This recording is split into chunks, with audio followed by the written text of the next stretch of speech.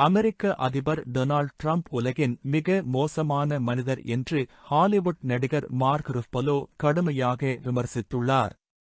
அமெரிக்காவில் கடந்த 11ஆம் தேதி நடைபெற்ற கோல்டன் குளோப் விருது வழங்கும் விழாவில் ஹாலிவுட் நடிகர் மார்க் ருஃபலோ கலந்து கொண்டார்.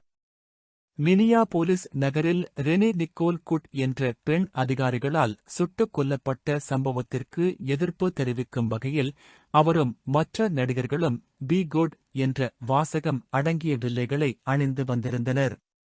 வெனிசுலா நாட்டின் மீது அமெரிக்கா எடுத்து வரும் போர் நடவடிக்கைகள் மற்றும் குடியேற்ற கொள்கைகளுக்கு எதிராக நோ கிங்ஸ் என்ற இயக்கத்தின் மூலம் ருஃபலோ தொடர்ந்து குரல் கொடுத்து வருகிறார் என்பது குறிப்பிடத்தக்கது.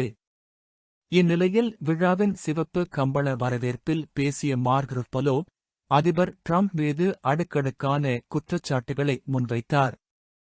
அவர் பேசுகையில், டொனால்ட் ட்ரம்ப் உலகின் மிக மோசமான மனிதர் ஆவார்.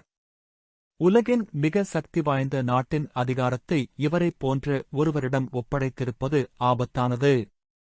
இவர் பாலியல் பலாத்கார குற்றவாளி மற்றும் தண்டனை பெற்ற நபர் ஆவார்.